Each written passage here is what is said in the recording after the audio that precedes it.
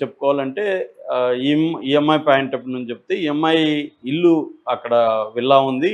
ఆ విల్లాని ఖాళీ చేయమని అక్కడున్న కమ్యూనిటీ మేనేజ్మెంట్ చెప్తుంటే కూడా ఈఎంఐ వినట్లేదు. ఎందుకంటే వాళ్ళకి ఈఎంఐ న్యూసెన్స్ క్రియేట్ చేస్తుంది. అక్కడ డ్రగ్స్ యూజ్ చేస్తున్నారని, అక్కడ అమ్మాయిల వ్యవహారం జరుగుతుందని, అక్కడ స్విమ్మింగ్ పూల్ అంతా కూడా నానా హంగామా చేస్తున్నారు. సో అని వీళ్ళు రాజ్ తరుణ్కి కూడా కంప్లైంట్ ఇచ్చారు. సో రాజ్ తరుణ్ తన అమ్మ నాన్నని పంపించి ఈ అమ్మాయిని ఎలాగైనా బయటికి నెట్టేయండి అని కొంతమందిని ఇచ్చి పంపించారు. బట్ ఈ అమ్మాయి అంత స్టబన్గా ఉంది కాబట్టి వాళ్ళు ఫైనల్గా పోలీసులు ఇంటర్వ్యూన్ అయ్యారు. ఇద్దరు కూడా కేసులు పెట్టుకున్నారు. ఈ అమ్మాయి కూడా నార్సింగ్ పోలీస్ స్టేషన్లో నా మీద అటాక్ చేసి నన్ను చంపాలని రాజ్ తరుణ్ పేరెంట్స్ కొంతమంది ఒక 15 మెంబర్స్ని రౌడీలను తీసుకొచ్చారు అని ఒక కేసు పెట్టింది. దాని తర్వాత కూడా 4 మహిళలు వచ్చి నన్ను బెదిరించారని ఇంకొక కేసు పెట్టింది. సో వీళ్ళు ఇంటర్వ్యూన్ అయ్యి ఆ అమ్మాయి వాళ్ళ ఇంట్లో తల్లిదండ్రులు కూడా ఉంచుకోమని చెప్పారు. దాంట్లో అమ్మాయికి ఇంకా ఇబ్బంది అయిపోయింది. తల్లిదండ్రులని ఉంచుకోకూడదు అనేది అమ్మాయి ప్లాన్. ఆ ఇల్లు ఎలాగైనా తన వశం చేసుకోవాలనేది లావణ్యకు ఉన్న అజెండా. సో దానివల్ల తల్లిదండ్రులు అక్కడ ఉంటే ఆ అమ్మాయికి ఇబ్బంది కాబట్టి వీళ్ళని పంపించడానికి ఈ అమ్మాయి మళ్ళీ వెళ్ళి ఆ తల్లిదండ్రులు నన్ను చంపడానికి ట్రై చేస్తున్నారు అది ఇంకొక కేసు పెట్టింది. దాని పోలీసులు కూడా సీరియస్గా తీసుకోలేదు. ఎందుకంటే గతంలో నార్సింగ్ పోలీస్ స్టేషన్లో ఒక డిటెక్టివ్ ఎస్ఐ ఈ అమ్మాయికి సపోర్ట్ చేస్తూ ఈ అమ్మాయితో గోముగా వీడియోలు మాట్లాడడం అవన్నీ బయటకు వచ్చేసాయి. దాంతో అతను ఈ అమ్మాయి ఎవరి మీద కేసు పెట్టమంటే వాళ్ళ మీద పెట్టేయడం, మస్తాన్ సాయి లాంటి వాళ్ళ మీద డ్రగ్ కేసు పెట్టి అరెస్టులు చేశాడు. ఈ అమ్మాయి ఏం చెప్తే అది చేస్తూ వచ్చాడు అతను.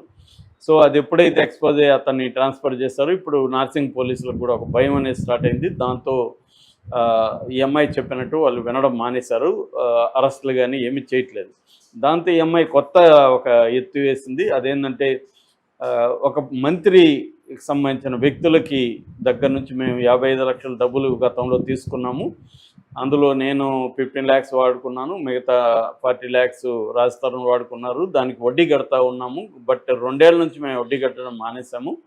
దానివల్ల వాళ్ళు మొన్న నాకు ఫోన్ చేశారు.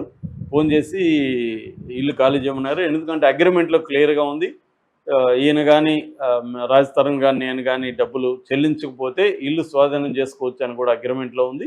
అగ్రిమెంట్ ప్రకారం వాళ్ళు వచ్చి ఇప్పుడు స్వాధీనం చేసుకుంటా అన్నారు. నేను 10 రోజులుగా టైం అడిగినా కూడా వెళ్ళబట్టలేదు. అందుకని నేను కీస్ వాళ్ళకి ఇచ్చేస్తున్నాను, నేను ఖాళీ చేసి వెళ్ళిపోతున్నాను, వాళ్ళ అమ్మ నాన్న కూడా ఖాళీ చేయడానికి ఒప్పుకున్నారు అనేది మీడియా ముందు చెప్పింది. దీనికి కౌంటర్గా శేఖర్ భాష ఒక కొత్త ఆడియోని తీసుకొచ్చాడు. అట్లాగే ఈ అమ్మాయికి సంబంధించి కూడా కొన్ని ప్రశ్నలు వేశాడు. ముందుగా ప్రశ్నలు ఏంటంటే ఈ అమ్మాయి ప్రతి పనికిమాలిన ఆధారం అని చెప్పి ఏదో ఒకటి బయట పెడుతుంది. మొన్న కూడా ఒక వీడియో బయట పెట్టింది. ఆ వీడియోలో మొదట్లో ఇల్లు కొన్నప్పుడు గృహప్రవేశం అది పూజ చేసినప్పుడు వాళ్ళ తల్లిదండ్రులు ఈ అమ్మాయిని తను ఆదేశిస్తూ ఉన్నారు, మీరు అభివృద్ధిలోకి వచ్చి పిల్లల్ని కానండి అని. దాన్ని ఈ అమ్మాయి ఎడిట్ చేసింది యాక్చువల్గా అని ఒరిజినల్ వీడియో బయట పెట్టాడు. అందులో ఏముందంటే మీరు త్వరగా పెళ్లి చేసుకొని పిల్లల్ని కానండి అనేది ఉంది. పెళ్ళి అనేది తీసేసింది ఏమి, ఎందుకంటే మాకు పెళ్ళి అయిందని ఈ అమ్మాయి చెప్తుంది కాబట్టి. ఆ వీడియో చూస్తే పెళ్లి కాలేదు, అందుకనే వాళ్ళు త్వరగా పెళ్లి చేసుకొని పిల్లల్ని కానండి అని వాళ్ళ డైలాగ్ని పెళ్లి తీసేసి త్వరగా అభివృద్ధి అయ్యి పిల్లల్ని కానండి అన్న కట్ చేసి దాన్ని అతికిచ్చి పెట్టింది. అందుకని అది కటింగ్ అంతా ఉందని ఇతను ప్రవేశపెట్టాడు. సో అతను అనేది ఏంటంటే నువ్వు పనికిమాలిన ఆధారాలన్నీ బయటికి పెడతా ఉంటావు. నిజంగా అగ్రిమెంట్ ఉంటే అగ్రిమెంట్ ఎందుకు బయట పెట్టట్లేదు? ఈ అప్పు ఇచ్చిన వాళ్ళు అలాంటి అగ్రిమెంట్ చేసుకొని ఉంటే అగ్రిమెంట్ ఎందుకు బయట పెట్టట్లేదు? అట్లాగే ఆ డబ్బులు ఇచ్చిన దానికి ఏదో రిసీట్లు వ్యవహారాలు ఉంటాయి కదా, అవన్నీ ఎందుకు బయట పెట్టట్లేదు? అంటే ఇదంతా కూడా ఫ్రాడ్. ఇంకొక కొత్త డ్రామాకి తెరలేపుతూ ఉంది. ఇల్లుని ఎలాగన్నా తనే పెట్టుకోవాలన్న ఒక డ్రామా ఆమె హిడెన్ అజెండా ఉంది కాబట్టి దానికి తగినట్టుగా ఒక కొత్త డ్రామా స్టార్ట్ చేసింది అని చెప్పి ఈ అమ్మాయికి అసలు పొలిటీషియన్స్తో పరిచయాలు ఎలా వచ్చాయి అని చెప్పడానికి అతను ఒక ఆడియో రిలీజ్ చేశాడు. అదేంటంటే శ్వేత అనే ఒక అమ్మాయి ఒక యాంకర్తో మాట్లాడుతుంది. ఆ అమ్మాయి ఏం చెప్తుందంటే ఈ అమ్మాయి ఎవరు లావణ్య, గాయత్రి అనే ఇంకొక అమ్మాయి ఉంది, వీళ్ళిద్దరూ ఫ్రెండ్స్. వీళ్ళిద్దరు కలిసి అమ్మాయిల్ని రాజకీయ నాయకులకు సప్లై చేస్తారు. వాళ్ళు ఫామ్ హౌస్లు, గెస్ట్ హౌస్కి అమ్మాయిలను పంపిస్తారు. అందుకని ఈమెకి చాలా సర్కిల్ ఉండడానికి కూడా ఇది కారణము అనేది ఆ అమ్మాయి చెప్తుంది ప్రధానంగా. సో అందువల్లే పొలిటీషియన్స్తో కూడా లావణ్యకి పరిచయాలు ఉన్నాయి కాబట్టి ఇప్పుడు వాళ్ళని రంగంలోకి దింపి ఈ ఇల్లుని రాజ్ తరుణ్ దగ్గరికి వెళ్లకుండా వాళ్ళ అమ్మ నాన్నని తరిమేసే స్కీమ్ చేస్తుంది. పొలిటీషియన్స్ ఆక్యుపై చేసుకున్నారని చెప్పి మళ్ళీ మెల్లగా తనే వచ్చేస్తుంది ఇక్కడికి.